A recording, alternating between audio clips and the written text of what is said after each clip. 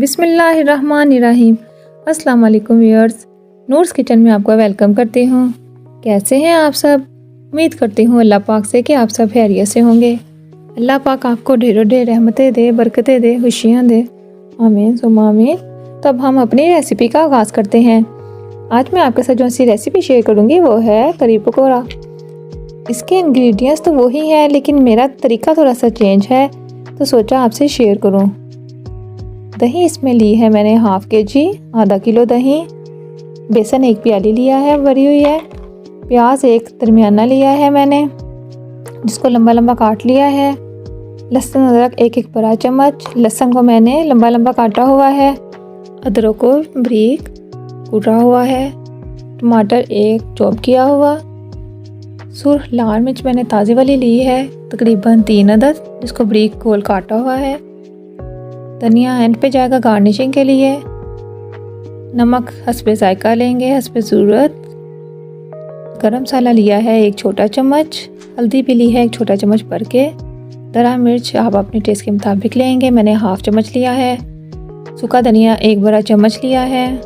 ज़ीरा हाफ़ चम्मच कूटा हुआ लिया है। तो आलू मैंने 1 बड़ा लिया है, जिसको मैंने फ्राइज़ के जिस तरह होते हैं उस तरह मैंने काट लिया है लंबा लंबा। आप देख सकते हैं पानी तकरीबन इसमें 1.5 लीटर जाएगा। तो अब हम इसको बनाने का काम शुरू करते हैं। ऑयल इसमें आपको मैं नोट नहीं करवा सकी, वो भी 1 प्याली जाएगा। तो अब हम इससे पहले कि मैं आपको पकोड़े के इंग्रेडिएंट्स नोट करवा देती हूँ। पकोड़ा बनाने के लिए मैंने बेसन 1 प्याली ली है भरी हुई। आलू बरीक बरीक लंबे काटे हुए हैं, 1 अदद आलू लिया है। प्याज 1 बड़ा लिया है। सब्ज़ धनिया मैंने लिया है तकरीबन 4 चम्मच बड़े कटा हुआ है। सब्ज़ मिर्चें ली हैं 3 अदद, बरीक गोल काटी हुई हैं। नमक और दरा मिर्च आप अपनी ज़रूरत के मुताबिक लेंगे। गरम मसाला 1 छोटा चम्मच भर के। कूटा ज़ीरा हाफ़ चम्मच, छोटा चम्मच। सूखा धनिया 1 बड़ा छोटा चम्मच ही लिया है मैंने, जिसको मोटा कूटा हुआ है। पानी मैंने 1 गिलास लिया है, तकरीबन इसमें पौना गिलास जाएगा। अंदाज़े के मुताबिक ही हम डालेंगे, और ऑयल हमें फ्राई के लिए चाहिए होगा। तो अब हम इसको बनाने से पहले मैं लस्सी बना लेती हूँ, जो हमने करी के लिए इस्तेमाल करनी है। जग में हम दही शामिल करेंगे। बिस्मिल्लाहिर्रहमानिर्रहीम। फिर इसमें बेसन शामिल करेंगे। बिस्मिल्लाहिर्रहमानिर्रहीम। थोड़ा सा पानी शामिल करेंगे। बिस्मिल्लाहिर्रहमानिर्रहीम। फिर हम इसको ग्राइंड कर देंगे।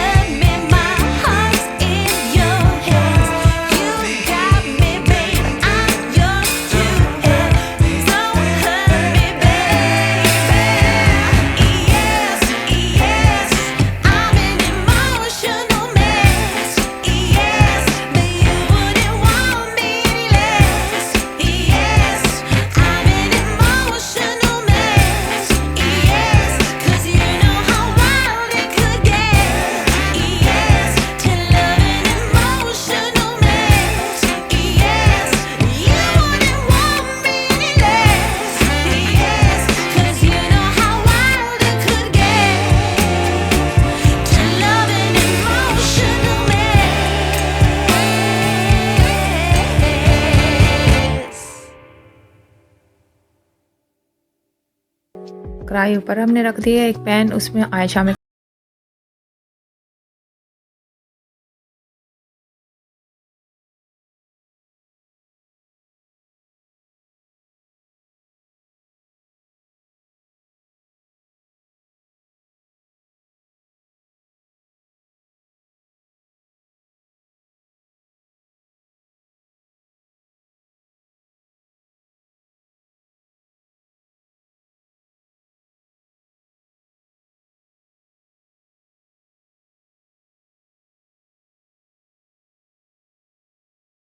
आपने हल्की आंच पे ही पकाना है, इसको तेज़ आंच पे नहीं रखना। ये पकने में थोड़ा टाइम लेती है, तकरीबन 2 से ढाई घंटे तो आपको लाजमी इसको पकाना है, फिर ही अच्छी बनती है। नहीं तो इसमें कच्चापन आता है, वो अच्छा नहीं लगता। और हल्की आंच पे ही इसको पकाना। ये अगर आप आंच तेज़ करेंगे तो जल्दी से खुश्क हो जाएगा इसका पानी, और ये जायके की अच्छी नहीं बनेगी जायके में। आपने इस चीज़ का ख्याल रखना है। तो दूसरी तरफ हमारे पकोड़े हो गए हैं, इसको हम निकाल लेंगे। बिस्मिल्लाहिर्रहमानिर्रहीम। हम अब इसके बाद बाकी पकोड़े भी इसी तरह फ्राई कर लेंगे। बिस्मिल्लाहिर्रहमानिर्रहीम।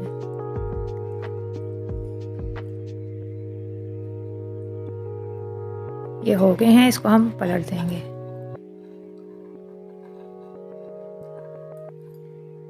इसको हम निकाल लेंगे सारे। इसके बाद इसी ऑयल में हम क्या करने वाले हैं, जो हमने आलू लंबे लंबे काटे थे उसके हम फ्राइज़ बनाएंगे, बहुत ही मज़े के जो लगते हैं। कड़ी का मज़ा दुबाला करने के लिए। बिस्मिल्लाहिर्रहमानिर्रहीम। सारे हम इसमें आलू शामिल कर देंगे।